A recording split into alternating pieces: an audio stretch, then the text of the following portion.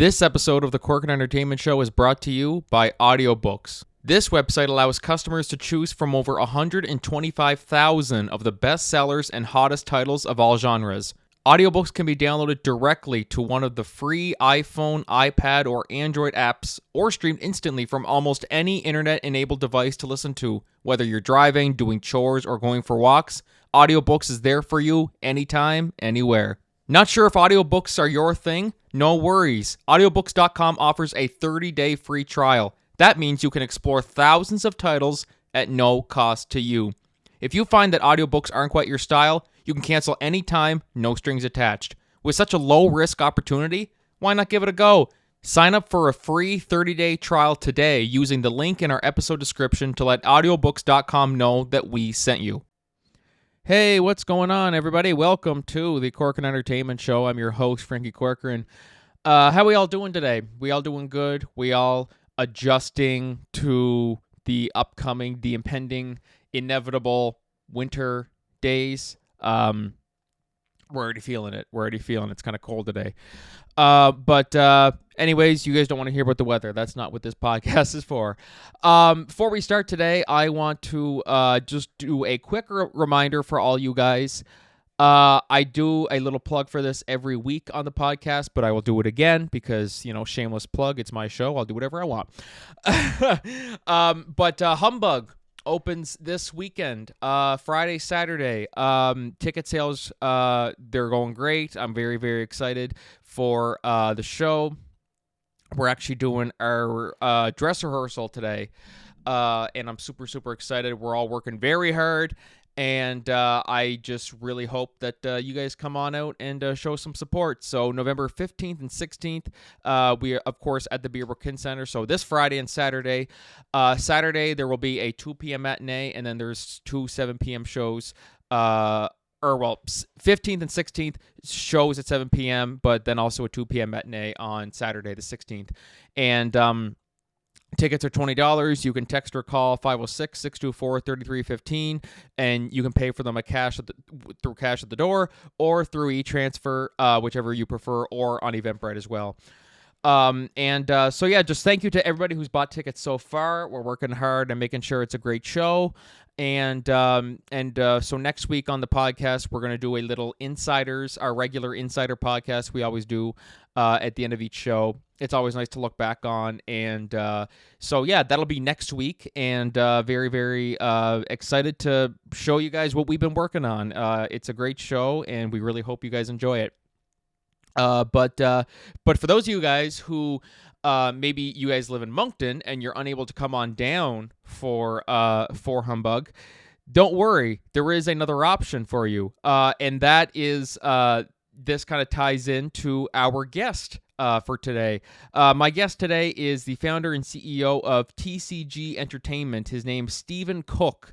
So he is coming to Moncton for the Cirque Musica Holiday Wonderland, which is at the Moncton Casino.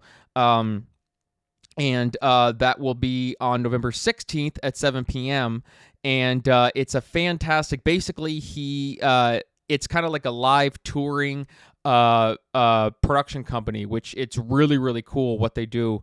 And something I don't really know too many people who do this stuff, and it's really, really cool. So you guys can go to greatcanadian.com/event/Cirque Musica Holiday Wonderland. I'll also put the link to it in our episode description, so you guys can go get your tickets. And doors open at 6 p.m. Show starts at 7 p.m. And it's for all ages as well, too. So it's looks to be a wonderful show. And so if you guys are unable to come down to see Humbug, be sure to check this show out at the Moncton Casino. So lots of great stuff going on. Great chat with Stephen Cook, and we talk about a lot of things, the industry, how it was infected by COVID, and all that good stuff. And really, really fun chat. And later in the show, I want to talk about Daniel Craig is now pushing for a Knives Out 3, so Wake Up Dead Man, a Knives Out mystery. He's pushing for a theatrical release. And I finally seen Joker Folie A Deux. Is it good? Is it bad? Are the reviews correct? Are they wrong? Let's discuss it at the end of the show. I'm going to save that for last because there's a lot to talk about with that. But anyways, guys, without further ado, sit back, relax, and enjoy the podcast today.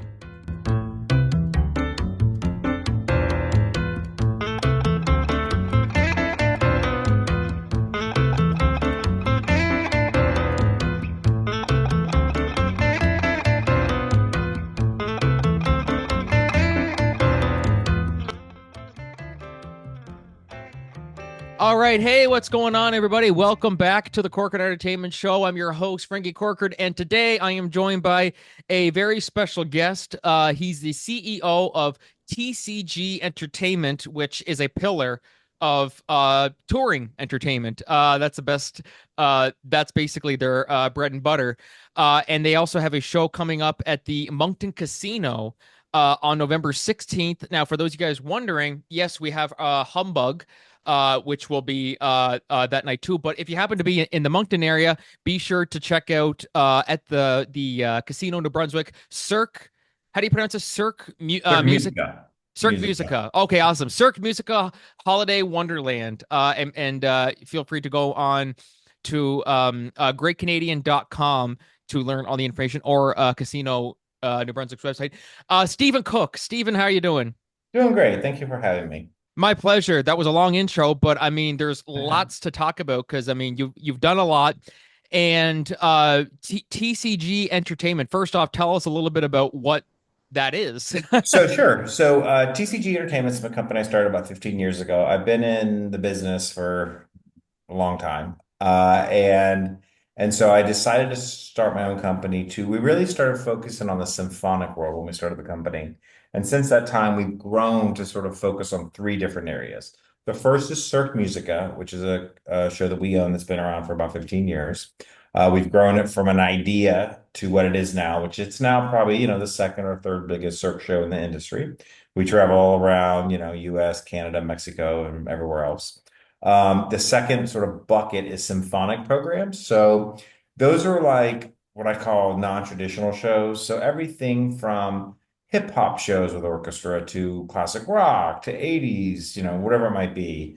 That's sort of a big focus of ours, as is films and concerts, where you show films with the orchestra. So we have a global deal with Warner Brothers for all the DC films like Batman and the Batman and things like that.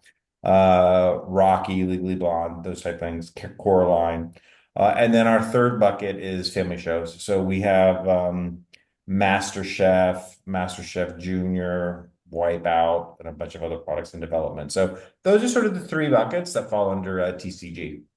So did I hear that correct? Wipeout? You have a Wipeout orchestra? Yeah, but no. So the Wipeout isn't going to be a family show. What that is going to Oh, be is a sort of we're working what we're developing is an experiential where you get to run the course. So you get to run the course and do it. So like MasterChef, like those are traditional family theater shows. So a lot of fun. We enjoy those. okay. I wanted to clarify that. As soon as I heard that, I said, wait, hold on a second. I've never heard that before. That's so cool. Especially as a fan of Oh yeah, Wipeout. As Wipeout's soon as I fun. heard that, I said, wait, what? No way. And then no. But no, man, that's so cool. And basically turning all these crazy or not crazy ideas, but something that not many people would think about, like you said, like Batman in like live, like orchestra, like that's insane. What's the process like when So the you're developing process, these? we have not to get too, in the weeds, but you have two things. You have intellectual property that we own, like Cirque Music. That's ours. We started it, we own it, it's ours. Then you have other intellectual property, which is things like Batman and MasterChef and things like that, where those are deals that we do with the studios and the IP holders. And so the first step is that, to get a relationship with them and do those deals, which we do a lot of them.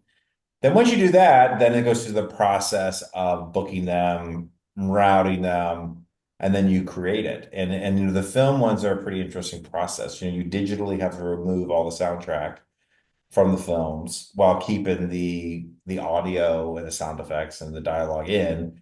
And then you chart all that with charts, the symphonic charts, and then you create it. So it's a pretty interesting process. Batman has done gosh, 30, 40 shows. We just did shows in Melbourne, Australia last week. We're all over the place, but they're really fun. That's a great film. Those are all great films. Oh, fantastic. Fantastic. Do you have a favorite movie that you still plan to do as one of your live Hmm. shows, or We're is there working is on, there you some know, that you're it's like, I just cannot do it live because it's some of it we don't think it's possible, but is there one oh, that it's all you possible. I mean, I think that it is, what with DC, it's like we're really looking at the ones they have, like, like again, the Batman 1989, which is the original, which is great. The Batman, which is the one from 2022 with Robert Patterson, is really great. Very dark, fantastic? but really good and intense. I mean, I really like that one. But I think in terms of other films, like we're talking to all of them, about doing a bunch of them. And it's an interesting, it's an interesting thing and process. I mean, we're also looking like doing anime stuff because that's a big thing. So we're digging into that world as well. So I think that world of those type of shows is we're just sort of scratching the surface. Wow. So like Dragon Ball Z, Naruto, stuff like that you're planning on? All the above. We're talking to all of them. That's so cool. Oh my God. But that's what And some I of them, and was some of those are already out with other producers. But yeah, I think the anime stuff is something that, something we're really digging into. because this is what was so fascinating when I started looking at what you guys do. I'm like, this is something I've never seen done before. I mean, of course, I'll see Broadway shows where they bring back well-known scripts and plays like they bring Aladdin to Broadway, they bring Lion King to Broadway, like stuff like that. But when you're seeing like the Batman being brought to the stage in like a orchestral type of performance, I'm like, that's never have I ever seen that before. Do you have many people like me who are often surprised by that? Well, yeah, it's interesting. It's what I've learned. We did a thing, gosh, about a year ago with Nintendo, where they had a thing called Nintendo Live in Seattle, which was like a convention.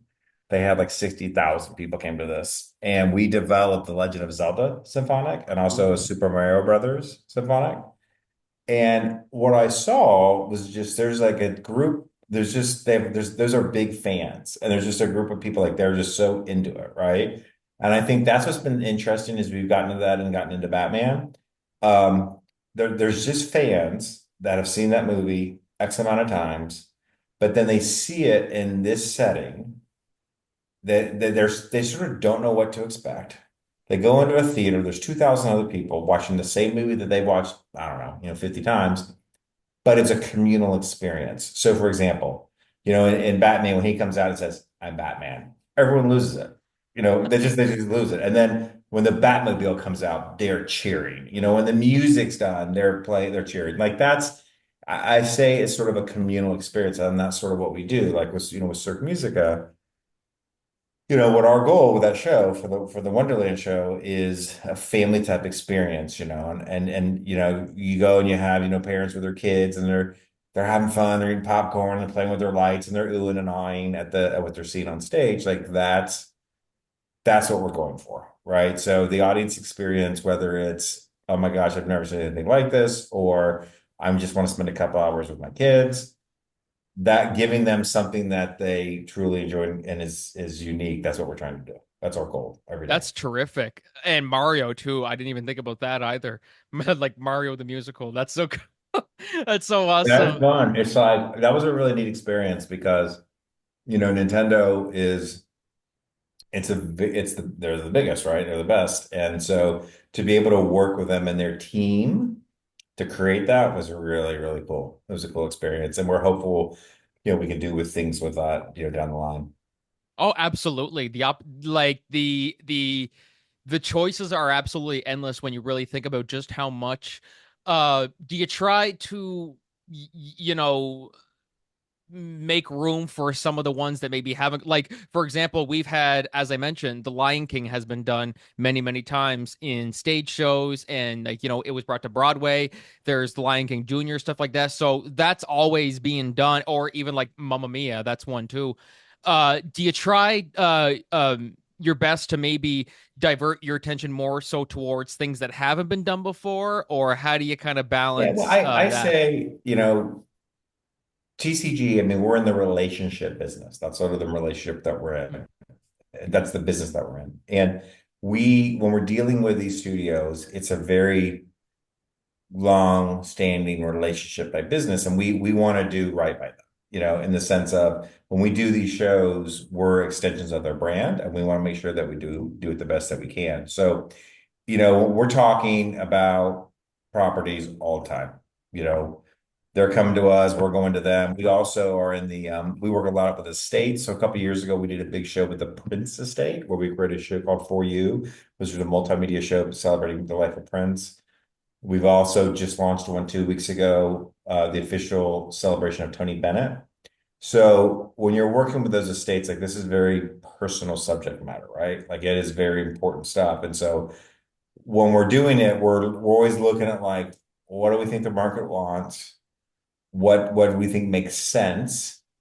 And then how can we deliver on it? And that's sort of our step in our process. And we have a great creative team that's been with me a long time that sort of goes through that process of it. But it is, it's interesting. It's something that is, trying to get what the audience wants is something that you never totally figure out. You just try to, figure out what works and what works in different markets. Some things work in some markets, some things don't. And that's sort of part of the process that you go through. The Cork and Entertainment Show is brought to you by Podmatch, the ultimate platform designed to connect podcast hosts with prospective guests effortlessly. Are you a podcaster looking to elevate your show to new heights? Or perhaps you're a guest hoping to share your story with a broader audience? Whatever your podcasting goals are, we have the perfect solution for you. Podmatch simplifies the entire process of discovering guests for your show or finding podcasts to feature your expertise. Now imagine a platform where you can easily match with like-minded creators tailored specifically to your niche. With Podmatch, you can effortlessly network with influencers and thought leaders, all while staying true to your podcast vision. There are a multitude of ways that Podmatch can help you grow your brand. You can be part of a thriving community of podcasters and potential guests. Engage, collaborate, and grow together. If you're ready to experience these fantastic benefits for yourself, we invite you to join Podmatch today. Head over to www.joinpodmatch.com/Cork and Entertainment and sign up right now for only $6 a month. That's right, you heard me right, $6 a month. Join the Podmatch family today and watch your podcast soar to new altitudes. Thank you for tuning into the Cork and Entertainment Show, and happy podcasting. Yeah, exactly. And how important is it too as well for audience? I mean, obviously, really, the audience is the backbone of these businesses because without them watching it, it'd be nothing. So what's it like? You want to do a show that, okay, maybe it's not exactly family friendly, but we have lots of people we think we can make. Like, how important is it to inclusion of all ages when it I comes to think, those? well, I'll answer that this way. Our world is going towards a niche-based world. And the social media and just media in general and diversification of media has led to that. So, for example, when I was growing up, you had cartoons at like from 8 to 12 on Sunday. And then you had like maybe 2 hours in the afternoon, Monday through Friday on like three networks, right? Maybe four networks. Now you got hundreds of networks. You got YouTube, Instagram, everything else, TikTok, everything else.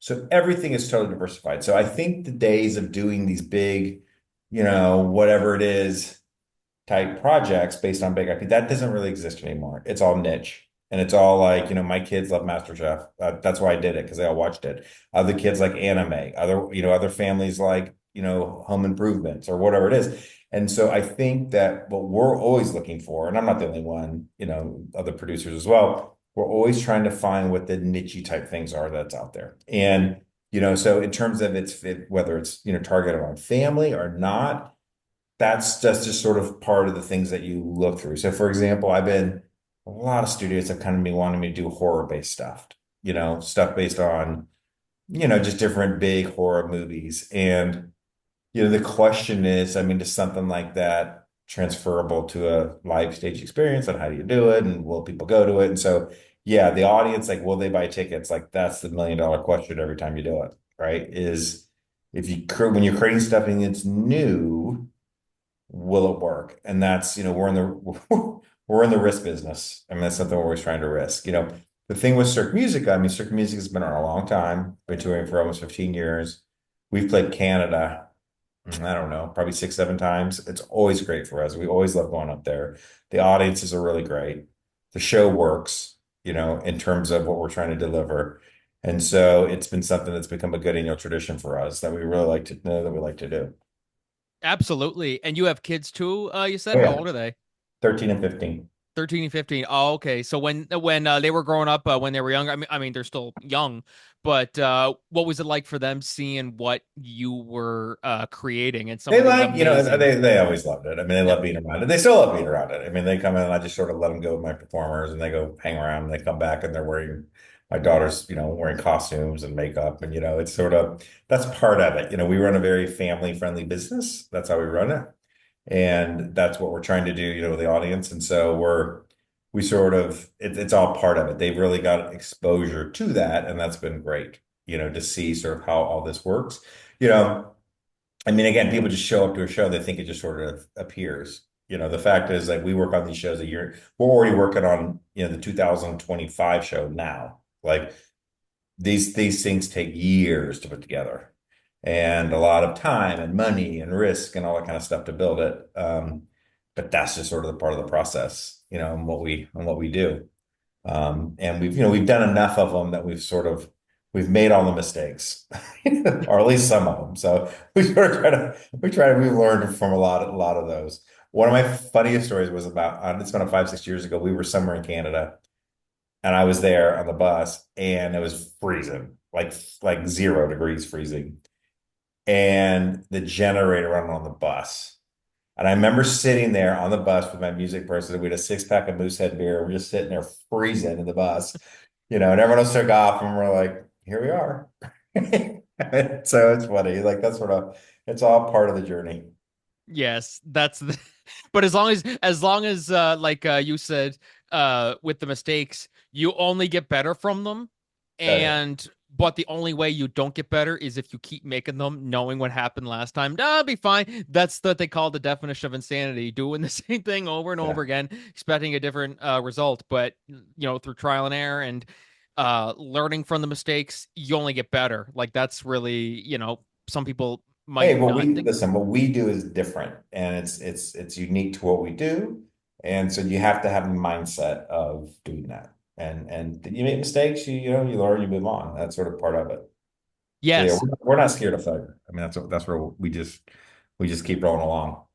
I love how you say though that this is the risk business. That's what I love. I love to hear that because it's true. Like literally every show you do is a risk. Like even some shows that I think about doing, I'm like, it's I don't know how it's gonna go well with the audience and if it's a good idea to do it. But then you stop and think and you go, really any show we do is a risk. Like anything we do is a risk. And sometimes you have to try things and see how it goes. If it doesn't go well, it is what it Yeah, is. You can't. it's here. The reality is since 2020 and COVID and all that, like this industry has not recovered. It is not better. It is hard. Broadway is struggling mightily.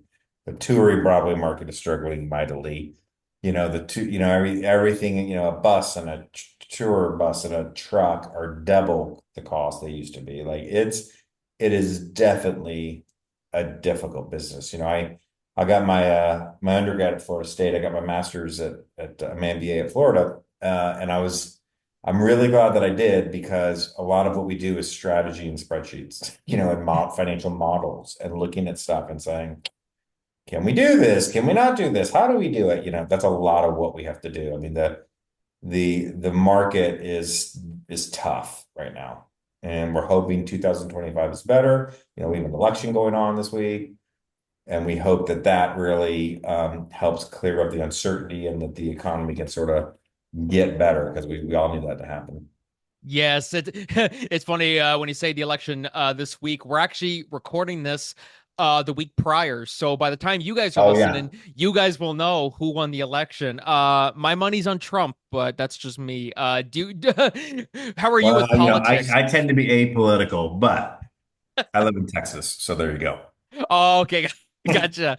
No, like yeah, I try my best to stay clear of politics because that's always the I'm like entertainment, entertainment, and then once you start talking about politics and you say one thing, people are up your ass and they oh, this is what the type of person they are. I'm just thinking I don't have a I'm first off, I'm Canadian. Right. Whatever goes on with Trump and Kamala, that's none of my business. They can do whatever the hell they want.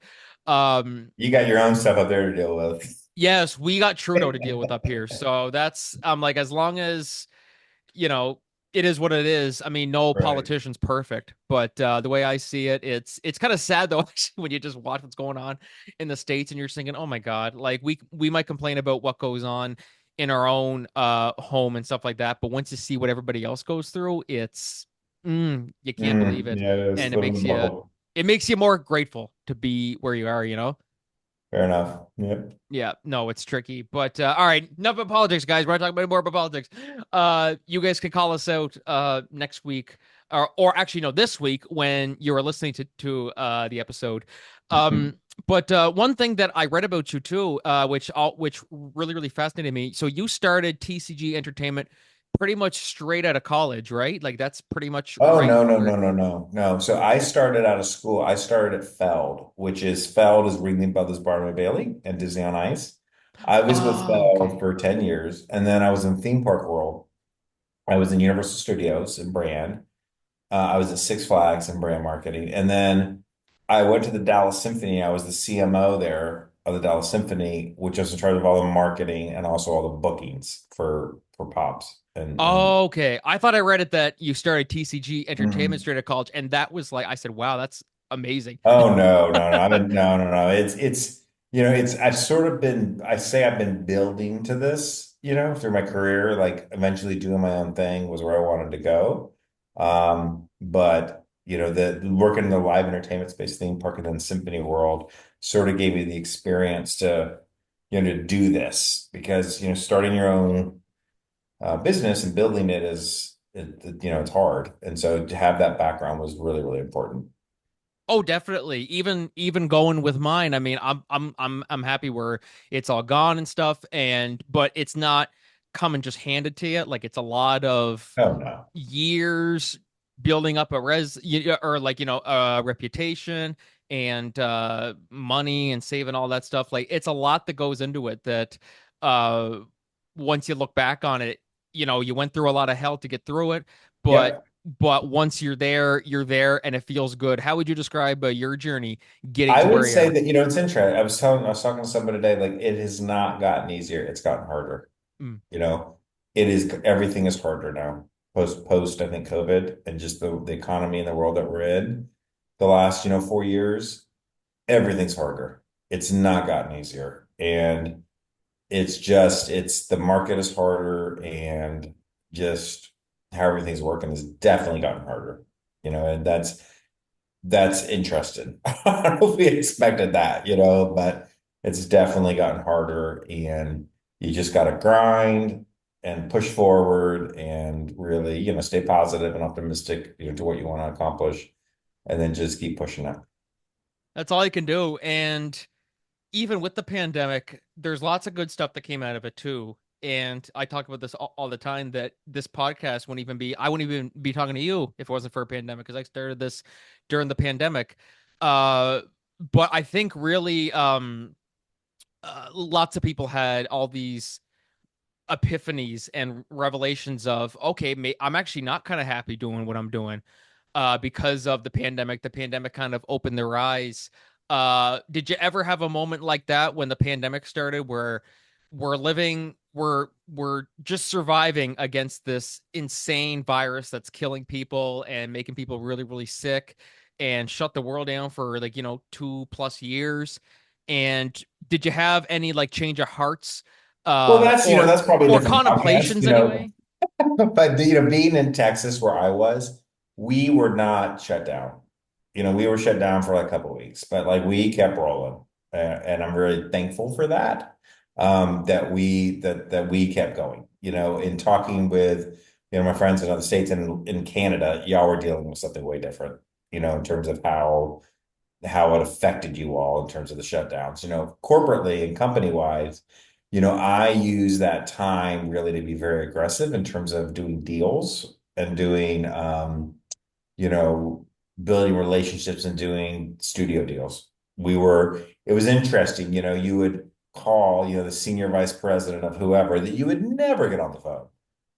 During COVID, they were on their cell phone at home, doing Zoom calls. So like you just that's how you connected. And so we actually used that time to really build. Cirque du Soleil went bankrupt during the pandemic.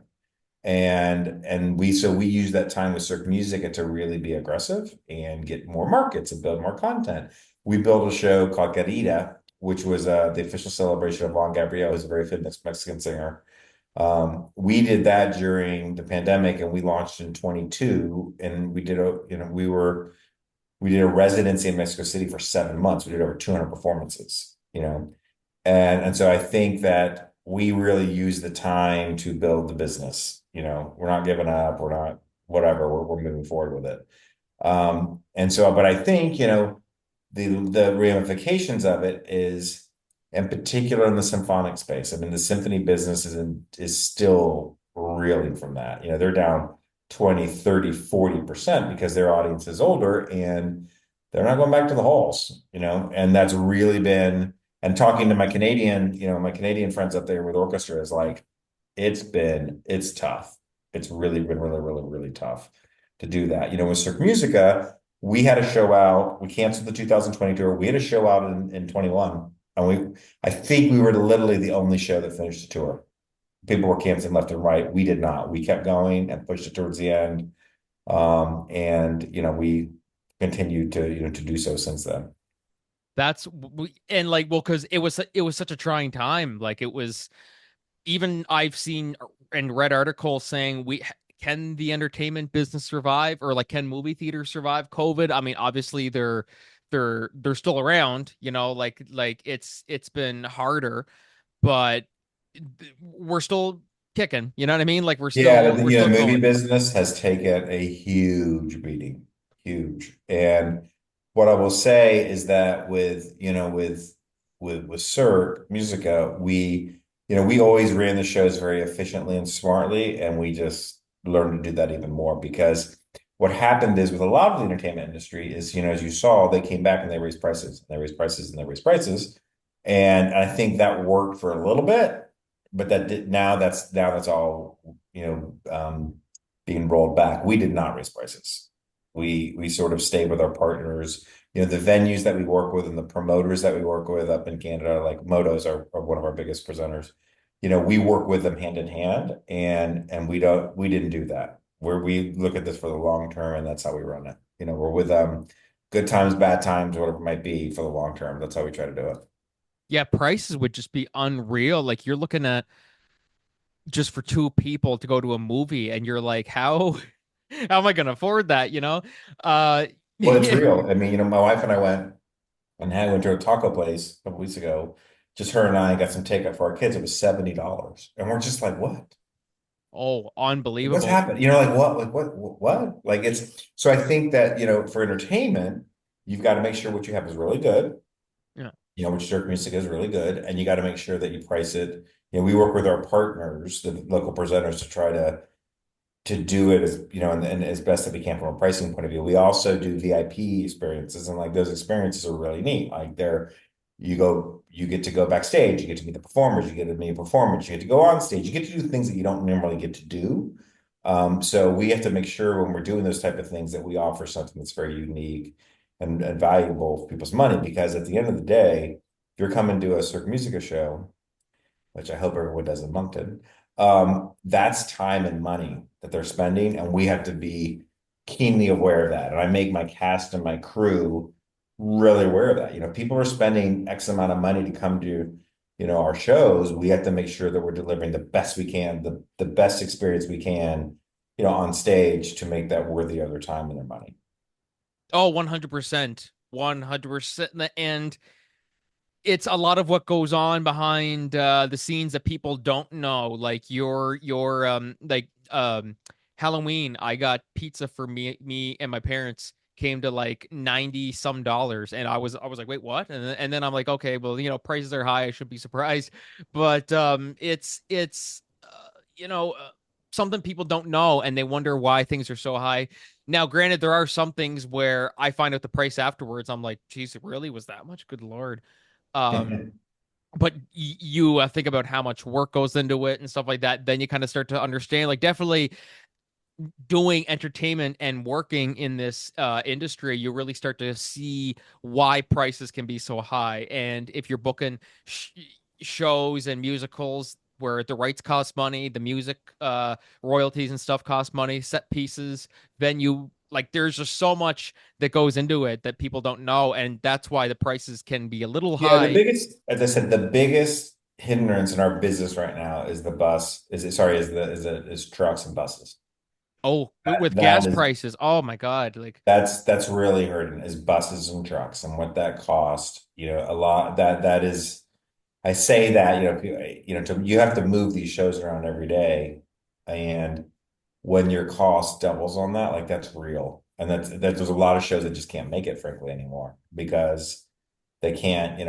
There's another $50,000 a week in cost that you didn't have before, where you're like, whoa, wait a minute. So that's all real stuff. But we deal with it, and it still doesn't affect what we put on stage. yeah, sometimes it's all I can do. Like there's literally nothing we can do with the prices, and Right. people can complain, but it is what it is.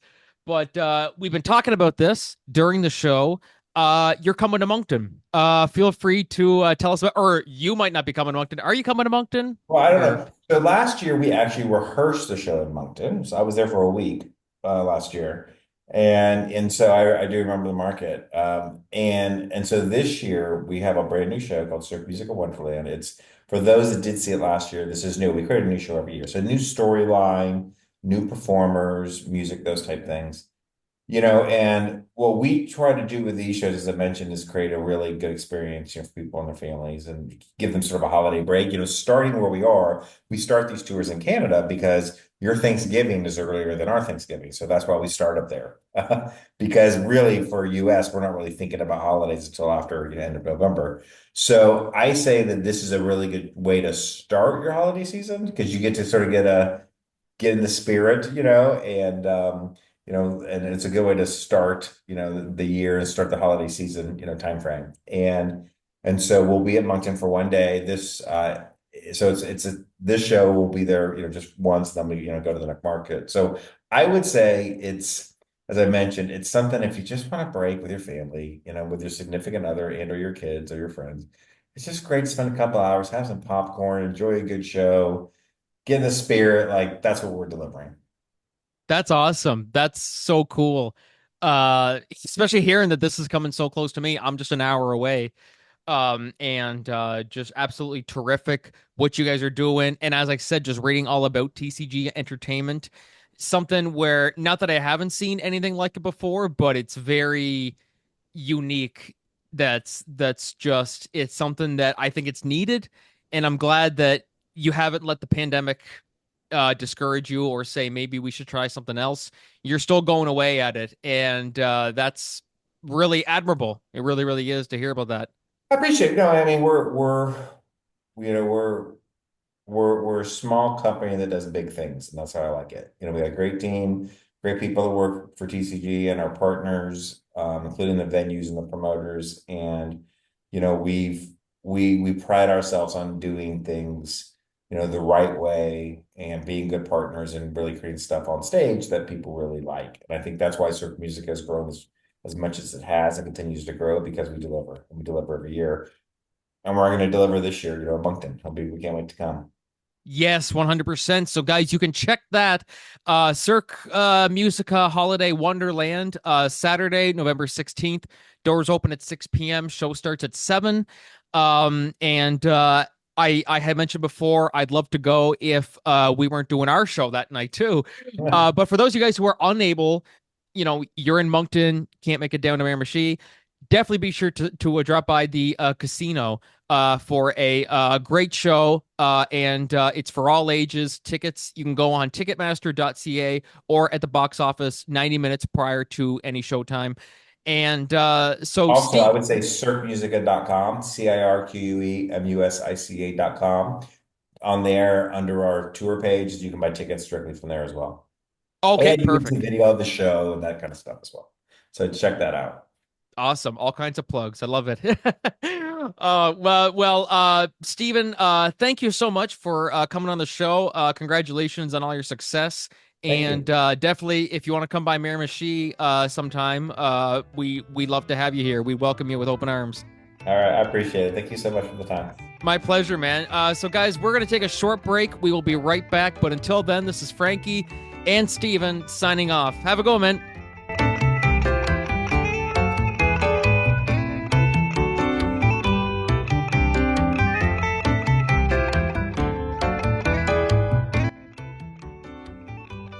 Hey, what's going on, everybody? Welcome back to the Cork and Entertainment Show. That was me and Stephen Cook. Guys, be sure to go on greatcanadian.com/event/Cirque Musica Holiday Week or Holiday Wonderland. And be sure it's also in the episode description, the link to it, and get your tickets for that. And thank you, Stephen, for coming on. And amazing to see what you're doing with TCG Entertainment. So congrats on all your success and wonderful stuff. So thank you for coming on. I appreciate it very much. So moving on to the solo segments today, I want to talk a little bit about so Daniel Craig, who everybody knows Daniel Craig. James Bond, and just a multitude of other parts that he's played. My favorite part that he's played in particular, I think, is Benoit Blanc in, of course, Rian Johnson's Knives Out movie series. I was going to say trilogy, but I think we're going to get more after the third one. But so not Knives Out. I think the first Knives Out, I honestly think it's one of the best movies I've seen in the last 10 years. It's remarkable. I'm a sucker for good murder mysteries and stuff. So, and Knives Out 1 was terrific. Glass Onion was also fantastic. Wasn't as good as the first, but still a great movie nonetheless. And we now, of course, have the third one, Wake Up Dead Man, which is coming out next year. They just finished filming, and I'm super excited to see it. So, of course, Netflix bought the rights for the Knives Out franchise. They bought it for a substantial amount, like a crazy amount of money, which that just shows how much faith and how passionate they are about the Knives Out franchise, that they were willing to pay pretty much like the full budget of a movie, like $200 million for just the rights. That's not even, I'm sure all that money, that $200 million, that wasn't even just for, hey, here's your budget. That wasn't even them saying, here's your budget. This was just them acquiring the rights. And that, I think, is just insane. So, but Netflix, I do like watching films on Netflix. I do think movies, they're meant to be a theatrical experience. So I personally think that if you're gonna release a movie, sure, I mean, either or, theater or Netflix. I just think certain movies are better to put just in theaters. Like all the Marvel movies and stuff like that, it's great to see those in theaters. If they went straight to Netflix, yeah, cool, but it just doesn't have the same feeling, like all the hype that surrounds it and everything, and watching it in a theater with a bunch of other fans. There's always something about that that's just so magical. And so that's why I more so kind of prefer the theater, going to the theater to watch it. But I've never seen the Knives Out movies in theaters. I've only seen those on, Netflix and all that stuff. First movie I didn't see on Netflix. I watched it. I bought it on what do you call it? Apple TV Plus or Apple TV, whatever. And but yeah, so I guess Daniel Craig is pushing for Knives Out 3 to be in theaters instead of Netflix. This is what this comes from people.com. Daniel Craig says Knives Out fans want to see Wake Up Dead Man in theaters instead of on Netflix. Daniel Craig is campaigning for his next turn as Detective Benoit Blanc to hit theaters for an extended time. While Craig, 56, spoke with Variety about his upcoming movie Queer in an interview published on Monday, November 4th, he told the outlet that he believes Wake Up Dead Man should play in theaters for longer than 1 week before it releases to Netflix. Hopefully Netflix will push it out a bit and people will get to see it, the actor said. The people I speak to, the fans, I suppose, all they want to do is take their families to go see it at the cinemas. That's all they want to do. Hopefully we can give them that experience. And it talks a little bit more just about what's coming up with the third film. So they just finished the filming the third one. And so even just going through here, like they got another stellar cast in this one too. We got Jeremy Renner, we got Mila Kunis, Josh Brolin, Glenn Close, Mila Kunis, Kerry Washington. Holy shit! Like this is what I love about these franchises. They put some of the like most amazing, high profile, huge caliber type actors in these roles, and they fit to a T. It doesn't even feel like typecasting. Like Chris Evans when he was in the first one, fantastic. He is a remarkable actor. I know people will see him and just think Captain America this, Captain America that. Watch him in Knives Out 1. He is absolutely fantastic in that movie, playing that rich, spoiled, just despicable person. He was remarkable in that role. And then you see what he does as Captain America, and it's just fantastic. But what I love about Knives Out is that they get these huge Actors. And in some of those movies, you would just see it and go, oh, that's so-and-so. That's Chris Evans playing Chris Evans. Or that's, Jamie Lee Curtis playing Jamie Lee Curtis. Or that's Edward Norton playing Edward Norton. Or Dave Bautista playing Dave Bautista. Some of those movies have that where you're like, you just don't see them. You can only see them as that character. And they only cast them just because of how big they are and everything. But Knives Out perfectly casts these people to the point where you don't even see the actors. It's just like, even now Daniel Craig, I think that's my favorite Daniel Craig role now is Benoit Blanc. He's just terrific in that. He really owns it. And so, yeah, that's enough about me gushing about how much I love the Knives Out franchise. Do I want this movie to be in theaters? I think it should be in theaters. Obviously it's going to be in it for a small period of time because they did that for Glass Onion. They had it in theaters for I think a week, a couple weeks or something like that in select theaters. But I think Wake Up Dead Man would be excellent to see in a theater with an audience. Because watching Glass Onion and Knives Out, it was nice to watch it and to be shocked by all the twists and turns that come with it. But I think it'd be even better, like any other Marvel movie or anything, those big type movies. It's always great to see it in a theater where you can hear the reactions. You can see people gasping at, oh my God, I didn't know that the killer was going to be this person or that. And it's all just absolutely brilliant. And I think Daniel Craig is great in wanting people to experience this in a movie theater as he thinks it should. And to me, I also see this as releasing movies in theaters and stuff like that. If anything, it not only helps the streaming services too, because some people, if they're not able to get to the theater, they can watch it on streaming later and all that, or people who saw it in theaters, they can't wait to watch it again on streaming. So it helps both ways. And I think putting it in theaters also helps keep the theater industry alive, because as we talked about in our interview with Stephen Cook, the entertainment industry, movie theaters in particular, were hit so hard post-COVID because nobody wants to go to a theater for a long period of time. They have been able to get back on their feet. It might not be quite what it was before, but it's something. So I think the more movies that they can release in theaters, the more it can benefit not just the films that are being released, because people will just be dying to see it again when it comes out on streaming. So it's a win-win. But also it helps keep the movie theater industry alive because they're really struggling. And putting out a movie like this, I think, is a no-brainer to me. I really, really hope that's what they do. Now, I know there's a lot more factors at play. Netflix bought the rights and this and that, so there's a whole lot more that we're not, taking into consideration. But I think it's something absolutely needed. I think we really, really should see more movies in theaters first. And Daniel Craig's pushing for it. He really, really is, and I'm happy to see, because he cares a lot about the industry as a whole. And that's what I like about actors like him, where It's not just a job to them. It's not just this is what I do, but they're so passionate that they're like, we want it to succeed. We want the movie industry to stay alive, you know?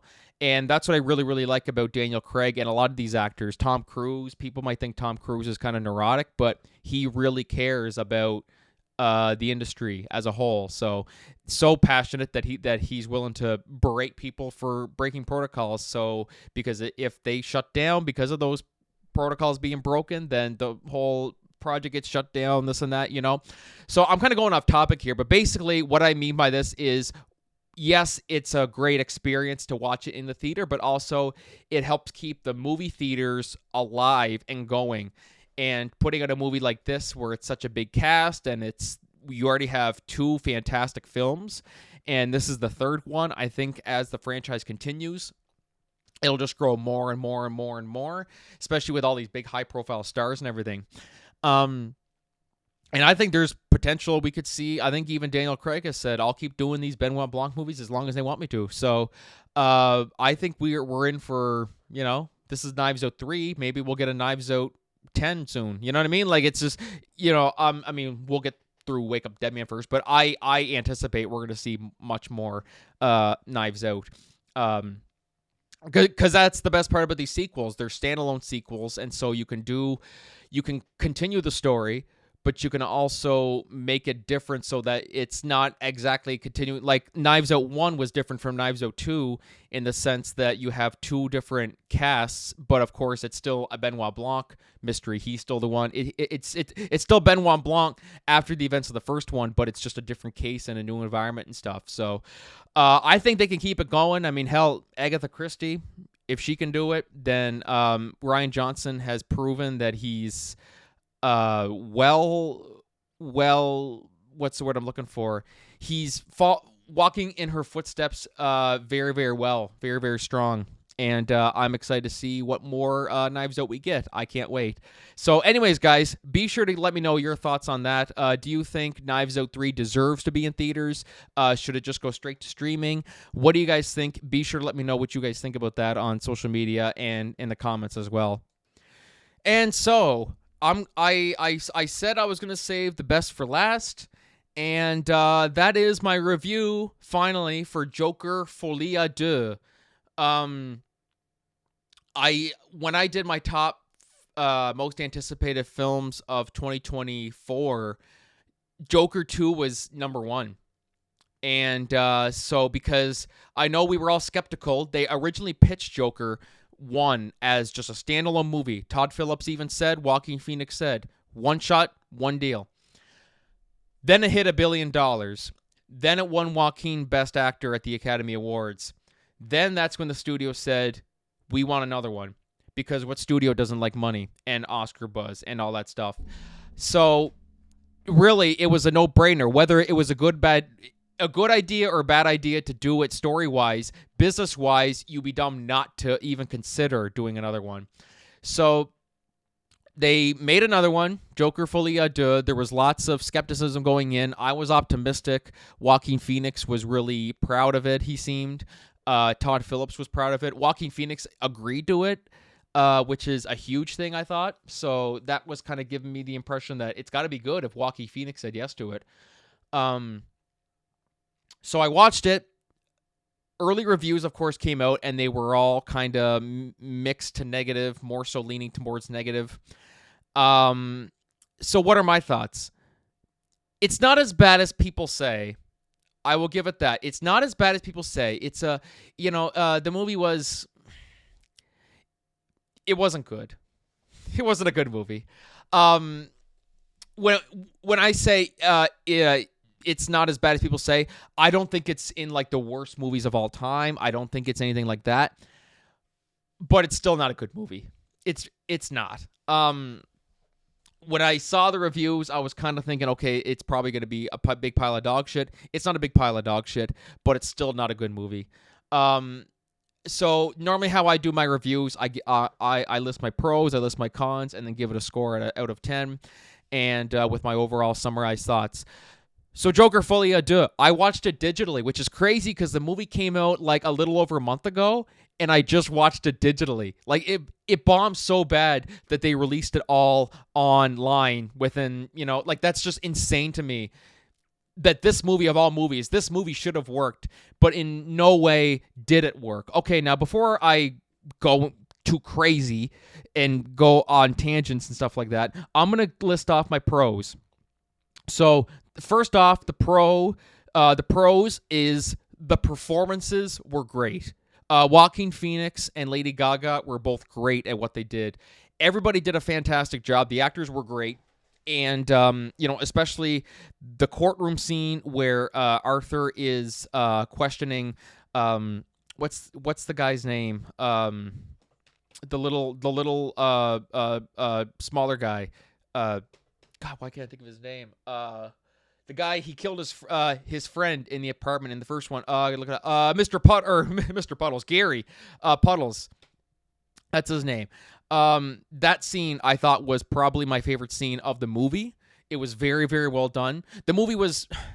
So the performances were terrific. The performances were absolutely great. Joaquin Phoenix, of course, gave a terrific performance. Lady Gaga, I know some people were saying they didn't think Lady Gaga could play a good Harley Quinn. I thought she was fantastic, and the chemistry between her and Joaquin Phoenix was absolutely spectacular. Everything about the performances were great. And then also the way it's shot, this movie is very, very well shot. It's very, very... well executed in terms of cinematography and all that stuff like that. So those are the only two pros. Now the cons.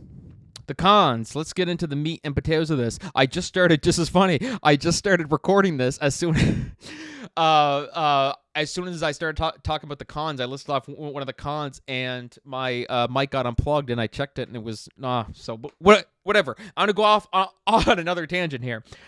The movie was pointless. The movie was absolutely pointless. Basically, what it is, Arthur Fleck, we pick it up, he's in jail, meets Harley Quinn, they fall in love, go to trial, Arthur confesses, and then he gets killed.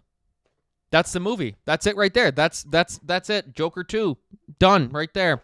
Him and Harley break up because she likes him more when he's the Joker and he's crazy and stuff like that. But then at the end, when he takes responsibility for his actions, then she's like, I don't like you anymore, this and that, and goes to jail, gets shanked, and that's it. The movie's done. And we get a little "That's Life" sung by Lady Gaga, which she sang it good, but the way they did it was so dumb. I didn't like it at all. But you have Joker die at the end of this. Like, they were setting up the first one set him up that this was going to be Batman's arch enemy and all this stuff like that. They actually probably didn't even need to do this if they wanted to, because if they said, okay, this one here is going to set up, now they never actually said this, clearly they didn't, because this is how the movie ended, that this is going to set up Joker to end up becoming Batman's arch enemy and this and that. But if anything, the first movie did a much, much better job at that. You could have ended Joker 1 where you ended it, and we would have known exactly how he would end up becoming Batman's arch enemy. This one here is pointless because he becomes Joker at the end of Joker 1, goes to jail, meets Harley Quinn, goes to trial, comes clean about everything, like Better Call Saul's finale. That's what it felt like, kinda. And then boom, explosion goes off, him and Harley break up, he goes to jail and dies. That's it. Like, that's it. So it made the first movie completely pointless, and I just can't, I don't understand it. I really, really don't. Why they thought that this was going to be the best sequel that they could have done. It makes no sense to me. And the screenplay, the movie was... My biggest problem, so people were skeptical on the musical part. They said, the fact that it's a musical is going to ruin it and all this stuff like that. I get where you're coming from there. But I thought it fit. The fact that they were doing musical elements to this works for Joker and Harley Quinn. It works entirely. But when musicals the songs are supposed to tell the story. This didn't tell shit. This was just, so you have like, a musical. What's a good musical? Like Lion King. He's saying, I just can't wait to be king. And then Hakuna Matata and all that stuff like that. That tells the story. This one didn't. This was story. Okay, this is good. Okay, 1 second. We're going to do a musical element here that doesn't add anything at all to the movie. It doesn't tell the story at all in any way, shape, or form. So really, the musical elements, it was wasted potential because they could have done a lot with it, but they didn't. It was completely pointless because the musical elements and the songs didn't tell the story at all. That's the problem. Okay, I'm getting pissed off here. I shouldn't be getting pissed off. It's a movie. Why am I losing my mind? But I'm just giving you my honest opinion. Like, it's just completely just wasted potential. Just absolutely wasted potential. And how they wrote it was just all over the place. And just everything about it was just very, very... there's no other way to say it, really. This is a terrible movie. It was, is it as bad as people are saying? I don't think so, but it's still not good. It's still not good at all. I just said terrible, so that kind of contradicts what I said, I guess. It's not good, but yeah, sorry. I'm just kind of... Lady Gaga also, too, was pointless as well. Because as I said in the end, she breaks up with them, this and that. Like, I don't know, just... How they did it at the end, too, when he gets stabbed and then it cuts to a musical. That was probably the only musical element that worked that kind of told the story, I thought. Where he got stabbed, people didn't like it. I think it kind of worked. But yeah, yeah, there's no other way to say it. This movie was pointless, and I'm just going to imagine that Joker 1... Or, sorry, I'm going to imagine that Joker 2 was just a dream that Arthur Fleck had while he's in jail. That's all I'm going to think about. Yeah, there's no point to this movie. There really isn't. So because of that, I'm going to give it a 5 out of 10. Yeah, I was going to give it a 5.5, and I thought, no, I think that's too good. It's a 5 out of 10. The performances were great, and it was shot very well. But it was overall the way it was written, the pacing, the musical elements, the ending was just, it makes the first movie completely pointless. Honest to God, I was really, really hoping when it zoomed in on Arthur's corpse at the end that it was going to cut right to how Joker 1 ended, where he's sitting in jail laughing. I was actually genuinely hoping it was going to do that, and it didn't. And I kind of knew that this was going to happen because I went on Twitter or, Instagram and TikTok and all that. People shared the ending and said that he died. So I knew what was coming. So I was kind of like, shit. And then I watched the movie and I was like, oh, God damn it. Yeah, it's not a good movie. It's not. And it really broke my heart because the first one is absolutely spectacular. I think it's a terrific, terrific movie. But the sequel was just pointless. It was literally just Todd Phillips slapped something together because the first one made $1 billion and it won Joaquin an Oscar, so we got to make another one. I was even saying, I said, I think there's potential. I said, I think Lady Gaga and Joaquin Phoenix are going to be nominated for Oscars for this. Maybe, but I wouldn't count on it now because with Lady Gaga, there was no Oscar-worthy moments for her in this one. I was expecting amazing things from her in this movie, but it was like I said, it was wasted potential. They could have done a lot more, but they didn't. Yeah, it's kind of bullshit, really. And I don't like to get worked up over the stuff, but it just kind of drove me nuts just to think about just how did a movie with so much potential completely shit the bed. Anyway, it's kind of dumb. But that's all I'm going to say about Joker 2. Just long and short of it, it was kind of a pointless movie that, now, does it ruin Joker 1? No, I still think Joker 1's still fantastic. I'm just going to choose to imagine that Joker 2 was just all in Arthur's head while he's in jail. That's all I'm going to do now. And now Todd Phillips has said that he's not making a Joker 3. Well, first off, good, after he butchered this one. But also, okay, because, Joker's dead at the end of this. What are you going to do? Of course, they set up that the one who killed him is the Heath Ledger Joker. But even still, I don't care to see that. Anyway, that's it. That's all I got to say about Joker 2. 5 out of 10. Let me know your thoughts, guys, if you liked it better than me. And let's call it for the show there today, guys. Let's go back to happy thoughts. I really wanted to just say that I was just disappointed with Joker 2, and I was hoping it was going to be better than it actually was. But what can you do? It is what it is. Just pretend it didn't happen. So thank you guys for listening to the show today. I want to thank my guest, Stephen Cook of TCG Entertainment. Be sure to click the link in the description to find out all about Cirque Musica Holiday Wonderland, and make sure that you come get your tickets for Humbug for this weekend. And be sure next weekend is going to be our little insider podcast. And yeah, so that's it for the show there today, guys. So yeah.